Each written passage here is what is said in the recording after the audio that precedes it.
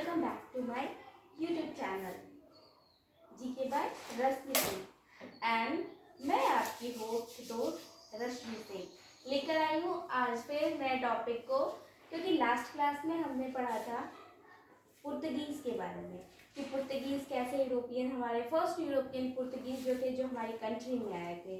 और अब हम लोग डिस्कस करेंगे डच के बारे में, क्योंकि पुर्तगीज़ के बाद कौन आए थे हमारे यहाँ? डच आए थे। और डच कब आए थे? पुर्तगीज़ अभी हमारे यहाँ 1498 में आए थे और गए 1961 में, तो जाने की बात नहीं करते, वो ऑलरेडी हमारे यहाँ है। ठीक है, उनका गोवा जो है कैपिटल बन चुका है, वो गोवा में स्टैब्लिश हो गए हैं। लेकिन जो डच है, डच कहेंगे या नीदरलैंड कहेंगे, ठीक है, या नीदरलैंड कहेंगे या फिर हॉलैंड कहेंगे, ये सब एक ही कंट्री है, सबके नाम अलग अलग है। सब यूरोपियन कंट्री ही थे, डच में कहो या नीदरलैंड कहो या हॉलैंड कहो, सब हमारी कंट्री आए थे। ठीक है, और यहाँ पे क्या है कि सबसे पहले जो डच में पार्लियामेंट ने एक चार्टर एक्ट स्टैब्लिश किया था। ठीक है, चार्टर, क्योंकि जाने से पहले कहीं पे आप जाओगे तो उससे पहले क्या होता है कि बिल पार्लियामेंट से पास करवाना होता है, तो उनने एक चार्टर पास कराया था जिसमें 65 लाख गिल्डर्स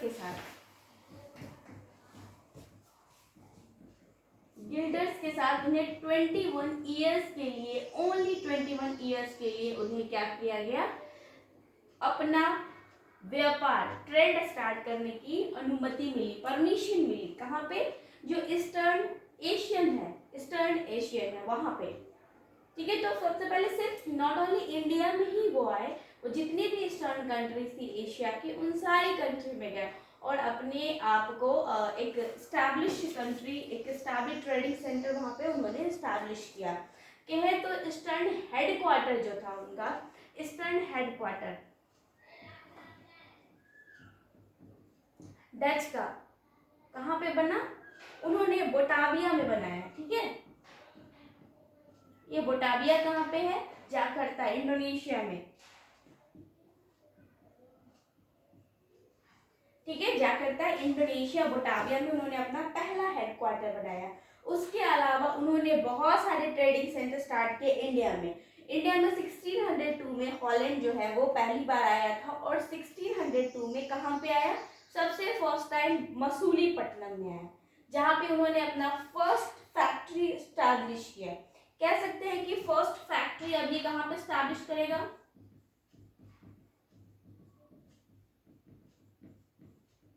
डच ने कहा किया? मसूलीपट्टनम में।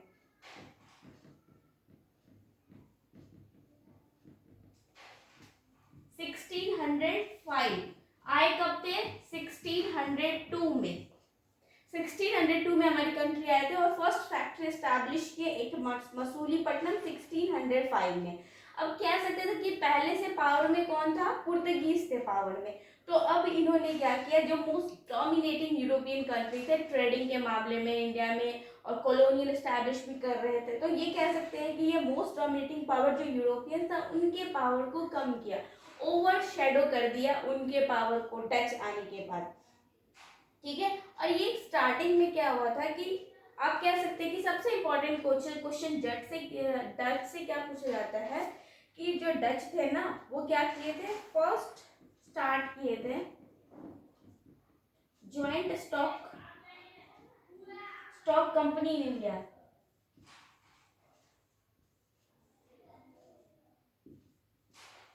ये question most of the time पूछा जाता है एग्जाम में, खासकर आपके यूपीएससी या बीपीएससी में ये क्वेश्चन 2-3 बार पूछ चुका है कि ये फर्स्ट यूरोपियन कंट्री कौन था जो स्टार्ट किया था joint stock company in India में? दैट इज द डच, जिसका आंसर डच होगा।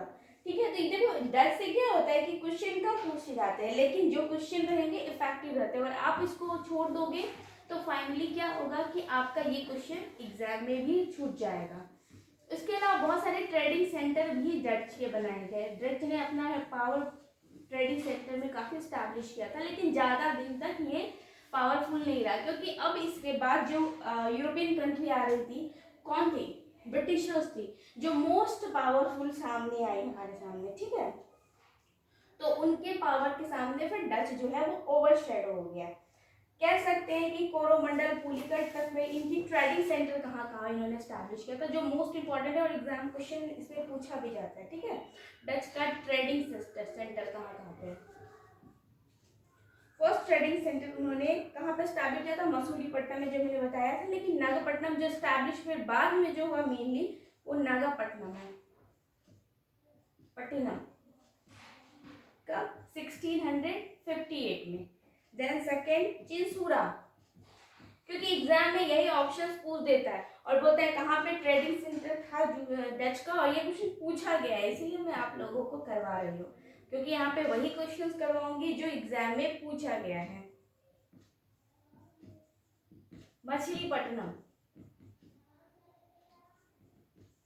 मछलीपट्टनम में 1606 एडी, सब एडी में है आंसर, ये मत कंफ्यूज हो जाइएगा। फोर्थ इनका ट्रेडिंग सेंटर बना सूरत, 1616 एडी में। फिफ्थ बना आगरा, 1621 एडी में। सिक्स्थ इनका बना कोचीन, 1663 एडी में। नेक्स्ट सेवेंथ इनका था पटना, बीपीएससी में 3 बार ये क्वेश्चन पूछ चुका है, 1638 एडी और 1632। देखिए यहाँ पे पटना का क्वेश्चन काफी इंपॉर्टेंट है। बीपीएससी, हम लोग जो एग्जाम की तैयारी कर रहे हैं, BPSC Bihar public service administration commission में आता है। बीपीएससी में क्या आ रहा है कि पटना का जो है ना फैक्ट्री, डच ने अपनी फैक्ट्री पटना में कब स्टैब्लिश की थी, उनकी ट्रेडिंग सेंटर कहाँ पे पटना में थी, कब स्टैब्लिश की थी? 1603 में, 32 में उसने फर्स्ट कंपनी एस्टैब्लिश की थी, लेकिन सेम ईयर 1632 में ही वो कंपनी बंद हो गई थी। ठीक है, 1632 में। तो ऑप्शन आपका दोनों रहेगा, 1632 भी रहेगा, 38 भी रहेगा। आपको लगाना क्या है? 1638, क्योंकि जब 1638 में जो स्टैब्लिश हुआ था वो कंपनी कंटिन्यू रही थी। तो यहाँ से क्वेश्चन बीपीएससी में पूछा जाता है और चांसेस भी है दोबारा भी पूछने के, क्योंकि डच वगैरह से, यूरोपियन कंपनी से यहाँ से क्वेश्चन बनता है, क्योंकि बिहार में ट्रेडिंग सेंटर होना इम्पॉर्टेंट है। ठीक है, अब हम लोग डच के बारे में थोड़ा देखें कि डच जो था वो कैसे डिफीट हो गया, उनका पावर खत्म कैसे हो गया डच का। तो जहां तक हम लोग बात करते हैं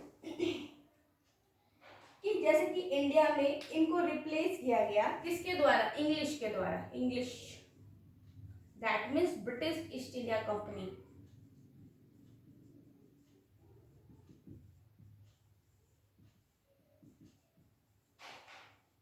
ब्रिटिश ईस्ट इंडिया कंपनी जो थी उनका बैटल हुआ था किसके साथ? डच के साथ। Dutch plus British. कौन सा बैटल हुआ था? 1759 में हुआ था, बैटल ऑफ बेदरा।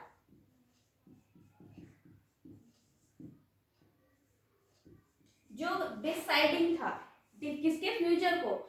डच के फ्यूचर को। आफ्टर बैटल ऑफ बेदरा, ये क्वेश्चन बहुत बार एग्जाम में पूछा गया है।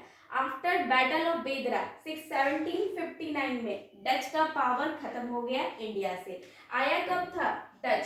1602 में Dutch east India company establish हुआ था, जबकि ब्रिटिश ईस्ट इंडिया कंपनी का स्टैब्लिशमेंट 1600 में ही हो गया था, लेकिन ब्रिटिश को भारत आते आते टाइम लग गया, 1605, 1608, क्योंकि हम लोग अगली क्लास में जो डिस्कस करेंगे वो ब्रिटिश ईस्ट इंडिया कंपनी के बारे में ही डिस्कस करेंगे, और तभी वो बहुत लंबा क्लास चलेगा, क्योंकि ब्रिटिश ही तो बहुत दिन तक हमारे में राज रहा था, किया था। ब्रिटिश आएंगे, डैनिश आएंगे, फ्रेंच आएंगे, तो उन सबको भी हमने कंटिन्यू करेंगे। फिर हमारे पूरी हिस्ट्री क्लास होगी, पहले मॉडर्न खत्म करेंगे, फिर हम लोग मिडाइवल में जाएंगे, फिर एंशिएंट में जाएंगे, क्योंकि एक स्टेज होता है और हम लोग चाहते हैं कि जो हम लोग का प्री का एग्जाम होता है ना, बीपीएससी का बात करो या फिर यूपीएससी का, तो उसमें क्या होता है, मॉडर्न ज़्यादा क्वेश्चन होते हैं। तो मैं पहले मॉडर्न के सिलेबस को कवर करना चाहती हूँ आप लोगों को, इसीलिए डच जो है वो स्टैब्लिश हुआ था। डच ईस्ट इंडिया कंपनी 1602 में स्टैब्लिश हुआ था और खत्म कब हुआ? 1759 में।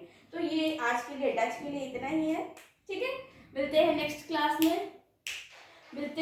क्लास में और हम लोग आगे डिस्कस करेंगे, और अब वेट करते रहिए आप लोग मेरे नेक्स्ट वीडियो का, जिसमें हम लोग ब्रिटिश ईस्ट इंडिया कंपनी का पूरा डिस्कस करेंगे। ठीक है, ओके, थैंक यू।